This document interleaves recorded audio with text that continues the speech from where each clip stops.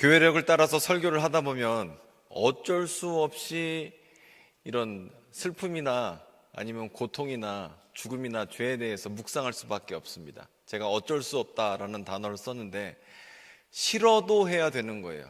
교회력에 따라서 설교를 하다 보면 고난주간 설교를 해야 되고 또 종려주의를 또 우리가 지내고 있죠. 그런데 어쩔 수 없지만 이 기간이라는 게 굉장히 유익합니다. 왜냐하면 전도서 4장 7절 말씀에 따르면 지혜로운 자의 마음은 초상집에, 이 초상집이라는 말은 원어로 보게 되면 곡하는 집에 있다라는 뜻이고요. 그리고 어리석은 자의 마음은 어디 있어요? 혼인집이라고 하는데 여기 사실 따지게 보면 기쁨의 집에 있다라는 뜻이 원어의 뜻입니다. 그러니까 어리석은 사람은 기쁨의 집에 마음을 두고 있고 지혜로운 사람은 곡하는 집에 마음을 두고 있다라는 뜻이죠. 근데 사실 그래요. 우리는 이 세상을 살면서 곡하는 집에 가고 싶지 않고 곡하는 상상을 하고 싶지도 않습니다. 우리는 기쁨의 집에 살고 싶어하고 꿈꾸고 있습니다. 그런데 이 고난주간을 보게 되면 과연 예수님은 기쁨의 집에 계시는가? 아닐 수 있다는 겁니다. 오늘 말씀을 통해서 여기에 대해서 알아보도록 하겠습니다. 우리가 히브리서 본문을 봤는데요, 히브리서는 그 배경 설명을 좀 간략하게 드리면 굉장히 어려운 시기를 보내고 있어요. 성도들이 지금 박해를 받고 있고 어려움을 겪고 있습니다. 예수 믿는 게 녹록치 않아요. 예수 믿는다고 해서 사람들이 나와 거래하지 않습니다. 예수 믿는다고 해서 우리 애들이 교육받을 기회가 박탈이 돼요. 어려움이 있는 거예요. 한마디로 진짜로 예수 믿기 쉽지 않아요. 뿐만 아니라 거기에 대해서 신앙의 문제도 있습니다. 예전에는 예루살렘 성전에 올라가서 제사를 드렸어요. 그런데 예루살렘 성전에 갈 수 없습니다. 예수 믿는 것 때문에 성전에도 안 가요. 그러니 이 삶의 어려움과 신앙적 어려움이 있습니다. 그래서 히브리서는 한마디로 이렇게 얘기합니다. 과거로 돌아가지 마라. 즉 예루살렘 성전에서 드리는 제사 그거 그리워하지 마라. 왜냐? 우리는 진짜 제사를 드렸기 때문이다.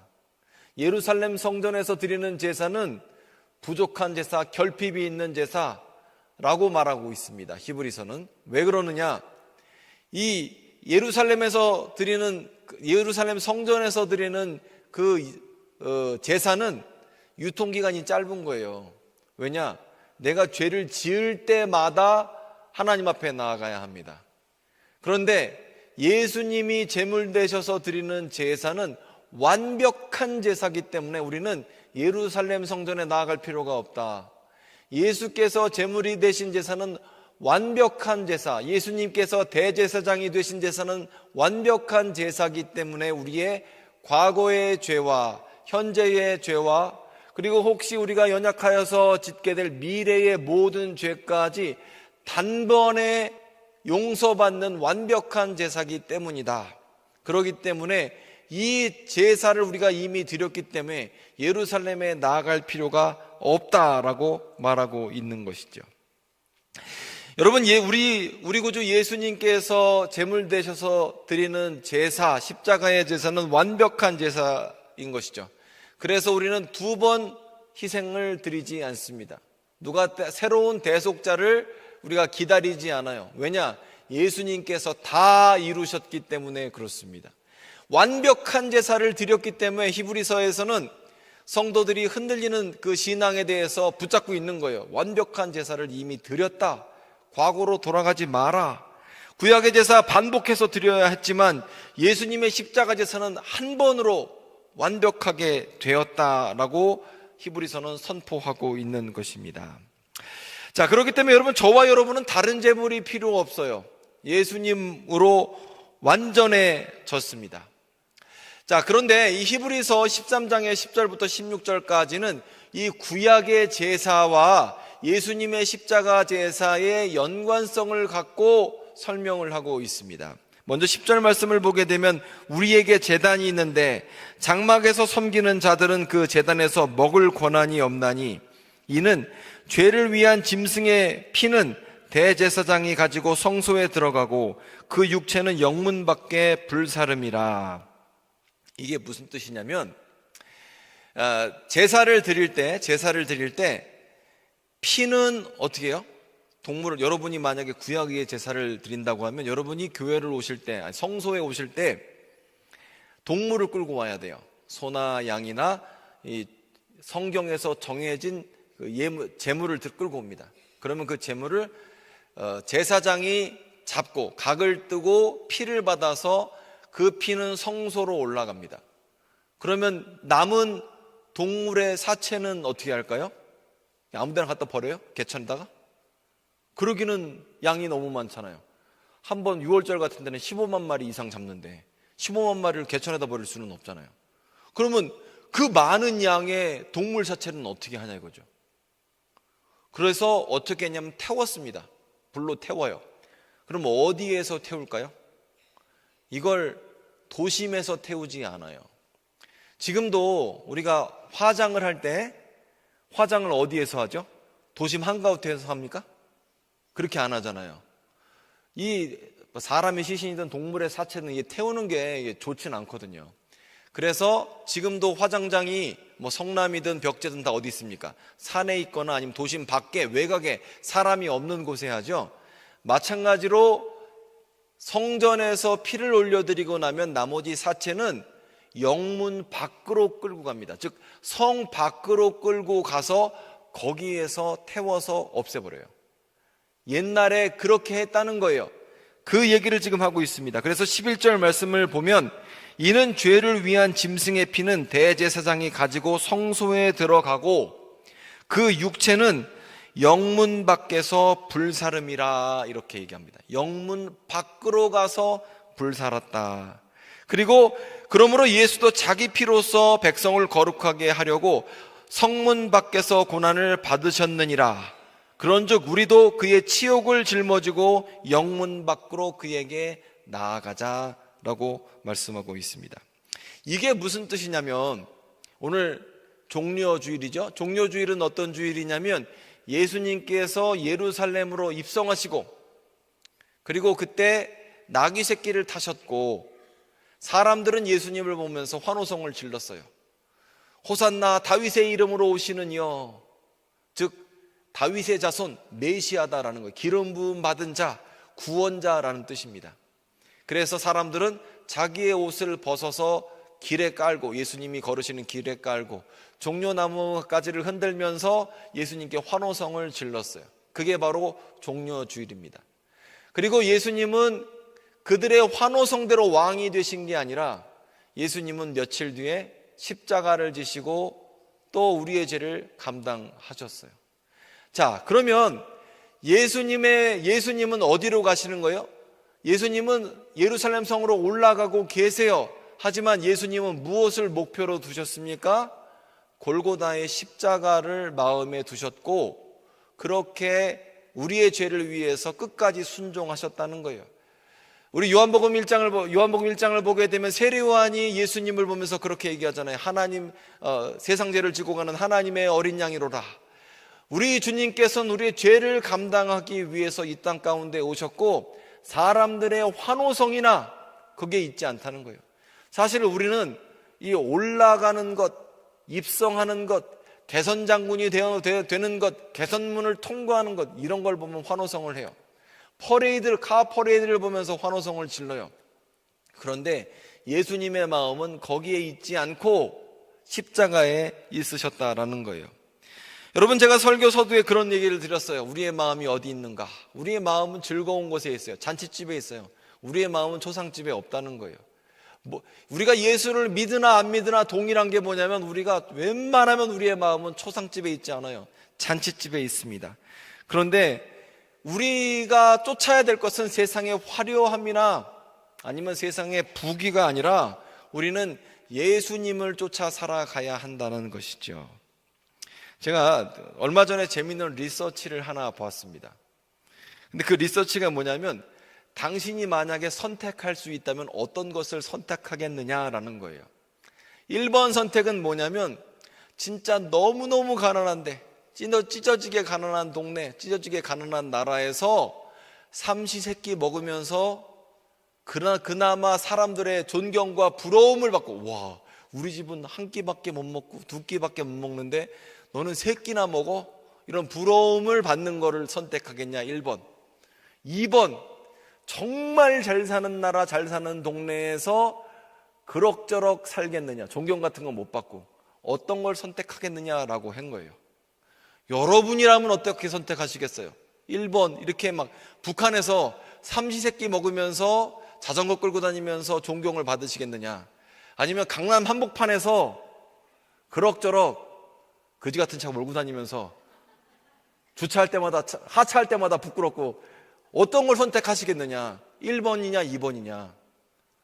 어떤 걸 선택하시겠느냐? 그런데 여러분이 대답하지 않으셔도 돼요. 제가 리서치 결과를 보니까 사람들은 1번을 선택한다는 거예요. 의외죠? 저는 2번 선택할 것 같아요. 사실 남들의 시선이 뭐가 중요해? 근데 대부분의 사람들은 1번을 선택하는 거예요. 아, 사람들이 나를 어떻게 바라보는가? 사람들이 무엇을 좋아하는가? 거기에 연관이 있고, 그리고 그 시선에 대해서 굉장히 신경 쓰인다는 거예요. 그런데 사실 여러분, 대한민국에 여러분 이 자리에 앉아 계시지만 여러분 가운데에서 대한민국에 사는 사람은 절대적 빈곤에 있는 사람은 없어요. 다 상대적인 빈곤입니다. 남들보다 내가 조금 못한 것 같다는 거예요. 근데 그게 힘들다는 거죠. 근데 여러분, 예수님은요, 종려주일에 호산나 다윗의 이름으로 오시는 이여 하는 그 환호성에 마음을 두시질 않았습니다. 예수님의 마음은 높은 곳에 있질 않으셨다고요. 여러분 아시다시피 예루살렘은 산입니다. 시온은 산이에요. 그래서 성으로 예루살렘 성에 들어간다는 것은 올라가는 거예요. 성전에 올라가는 거예요. 성전에 내려간다고 안 그러잖아요. 성전에 올라가요. 성 안에 들어오는 겁니다. 그런데 예수님의 마음은 어디 있냐? 성 밖에 골고다 언덕에 있으셨다라는 거예요. 그래서 사람들이 기대한 것처럼 정치적인 승리, 왕의 등극, 그것을 하신 것이 아니라 복과 번영의 상징인 도성 안으로 들어가신 것이 아니라 우리의 죄를 위해서 도성 밖으로 나가셨다, 성 밖으로 나가셨다라는 겁니다. 그래서 여러분, 예수님이 만약에 성 안에 계시지를 않는다면 최소한 우리는 멈춰야 되지 않겠습니까? 오늘 설교 제목이 멈추라 하라는 거예요. 멈추고 방향을 바꾸고 다시 출발하는 건데 일단 멈춰야 한다는 거예요. 왜? 예수님이 성 안에 계시지를 않는다라는 거예요. 그런데 안타깝게도 저 역시 멈추는 게 안 돼요. 우리는 말해놓은 게 있거든요. 말해놓은 게. 내 습관이 있거든. 생활 라이프 스타일 패턴이 있어요. 그래서 우리는 관성에 따라서 사는 대로 계속 살아요. 물질을 추구하고 번영을 추구하고 형통을 추구하고 잔치집을 꿈꾸고 그렇게 하다가 못할 때가 되면 이 세상을 떠나고 사는데, 여러분 만약에 오늘 예배 가운데 내가 멈출 수만 있다면 얼마나 좋은 일이겠습니까? 히브리서 13장은 예루살렘 성 안에 호산나의 환호성 가운데 예수님이 계시질 않다고 말하고 있습니다. 도리어 12절 말씀을 보게 되면 그러므로 예수도 자기 피로써 백성을 거룩하게 하려고 성문 밖에서 고난을 받으셨다. 예수님은 뭐 하신다고요? 성문 밖에서 고난을 받으셨다라고 말씀하고 있습니다. 예수님은 사람들이 외면하는 성문 밖, 영문 밖으로 걸어가셨어요. 자, 그러면 이 성문 밖, 그다음 성문 안의 차이가 뭐냐 한다면, 성문 안은 항상 좋은 곳입니다. 우리도 옛날에 여러분 그런 말 들어보셨어요? 이부망인, 이부망안 이런 말 들어보셨어요? 이혼하면 부천 가고 망하면 안산 간다, 망하면 인천 갔다, 이런 말 못 들어보셨어요? 전 들어봤는데. 근데 그게 남 얘기가 아니라 옛날에 망하면 구리 남양주 살았어요. 그래서 저도 구리 토백인데 진짜로 험악한 동네였어요. 이 동네가. 요즘에 아파트 단지가 잘 들어서고 남양주까지도 너무 살기 좋아졌지만 지금도 부천이나 인천 얼마나 살기 좋습니까? 근데 옛날에 그랬다고요. 즉 무슨 얘기냐면 도성 안은 좋은 곳이고 물질이 있는 곳, 명예가 있는 곳 막 그런 곳이고 도성 밖은 아니었다라는 거예요. 그런데 예수님이 영문 안에 계시질 않고 영문 밖에, 성문 안이 아니라 성문 밖에 계셨다라는 거예요. 왜 그러느냐? 죄를 위한 짐승의 피를 흘렸으면 그 짐승의 사체가 대가를 치르고 있는 거잖아요. 예수께서 그런 대가를 치르셨다라는 거예요. 예수님이 성 안에 계시질 않는다라는 거예요. 성 안에는 용서와 거룩이 선포되지만 성 밖에는 재물이 타들어가며 지금 대가를 치르고 있다라고 말하고 있습니다. 그래서 성문 밖으로 나간다라는 말은요, 오해받기 쉽고 손해보기 좋고 그 다음에 고통과 조롱이 있을 수 있다는 것을 얘기하고 있는 거예요. 그런데 예수님은 성문 안으로 올라가시질 않고 성문 밖으로 내려가셨다라는 거예요. 만약에 여러분 예수님이 나는 지금 성문 안에 올라가고 싶은데 내가 멈춰서 두리번 보니까 예수님이 어디 계시냐 봤더니 예수님이 뒤에 계세요. 그러면 어떻게 해야 할까요? 우리의 방향을 바꿔야 하는 거예요. 예수님이 계시는 쪽으로 우리의 방향을 바꿔야 한다는 거예요. 여러분, 우리 주님께서 계시는 곳에 내가 있는 것이 행복입니다. 예수께서 그곳에 계시기 때문에 우리는 가야 하는 거예요. 사람들의 인정이든 그 번영이든 형통이든 명예든을 쫓아 사는 인생이 아니라 예수께서 계시는 곳에 내가 있어야 하는 것이죠. 방향을 바꾼다라는 것은 더 이상 내 가치관이나 삶의 기준이 사람들의 인정이나 그런 잔치집이 아니라 내 가치관이 예수님을 따르는 것이 기준입니다라고 선포하는 것이죠. 그래서 걸음을 멈추고 예수님이 계시는 방향으로 우리는 방향을 바꿔야 합니다. 자, 그리고 히브리서는 이렇게 얘기합니다. 예수님이 그곳에 계시니 우리도 그 길을 가자. 왜 갈 수 있느냐? 답이 여기 있습니다. 14절 말씀을 보게 되면 우리가 여기에는 영구한 도성이 없으므로 이렇게 말하고 있어요. 영구한 도성이 없으므로. 이 얘기가 무슨 뜻인지 아세요? 호산나 호산나 외치는 그 성 예루살렘 성 안에 들어간다고 우리가 좋아하는 강남 한복판으로 간다고 할지라도 영구한 도성이 없는 거예요. 여러분이 지금 삶의 자리에서 굉장한 프로젝트와 계약을 준비하고 계시든 굉장한 학위와 아니면 취직을 준비하고 계시든 그곳에는 영구한 도성이 없다는 거예요. 영원한 게 없다는 거죠. 여러분, 이 땅 가운데 영원한 게 있을까요? 영원한 거 없어요. 영원한 거 있어요? 돈이 영원합니까? 영원한 거 없죠. 옛날에는 뭐 주유소 차리면 잘 산다고 그랬는데 주유소도 힘들고, 뭐 옛날에는 의사면 좋다 그랬는데 의사도 힘들고, 뭐 요즘에 힘들지 않은 게 어디 있어요? 옛날에 고정된 가치관들이 옛날에는 어떻게 보면 안정적인 수입이 됐다라고 얘기하는데 지금은 그 영원한 게 없어요. 영원한 거 하나도 없어요. 뭐 하나 믿고 투자할 만한 것도 없고 영원한 것도 없고 영원한 직장도 없고 변화무쌍한 세상 가운데 우리는 살고 있어요. 여러분, 성경에서는 이렇게 얘기합니다. 우리가 여기에 영구한 도성이 없으므로 라고 얘기해요. 이 땅 가운데 영원한 게 없어요. 그러나 주님이 주시는 상급은 영원한 겁니다. 주님께서 우리에게 주시는 생명, 이 영생이 영원한 것입니다. 그래서 영생의 샘물 되시고 근원 되시는 주님 앞에 우리가 나아가야 하는 거예요. 여러분, 이 땅 가운데 명예가 영원하긴 합니까? 권력이 영원하긴 합니까? 능력이 영원하긴 합니까? 돈이 영원하긴 합니까? 여러분, 뭐 잘생기고 예쁜 게 영원해요? 영원하지 않아요. 그리고 반대로 여러분이 지금 힘든 시간을 보내고 계시다면 그것도 영원하지 않아요. 슬픔도 영원하지 않고 고통도 영원하지 않고 여러분이 갖고 있는 시련이나 시험이나 이것도 영원하지 않아요. 영원한 게 있는데 그것이 무엇이냐면 하늘 상급이 영원한 것이고 이 다음 생이 우리에게 영원한 것이다 라는 겁니다. 그래서 이 땅 가운데 영원한 것이 없고 이 땅이 전부가 아니기 때문에 이 땅에서 무엇을 꿈꾸든 거 영원하지 않아요. 그래서 영원한 도성이 있는 곳으로 우리가 가자. 참 대제사장, 참 제물 대신 예수님 곁으로 가자라는 거예요. 그리고 예수께서 그 길을 먼저 걸으셨기 때문에 우리도 갈 수 있고 가야 한다라는 겁니다. 그러면 어떻게 가야 할까요? 15절 16절 우리 같이 읽겠습니다. 시작.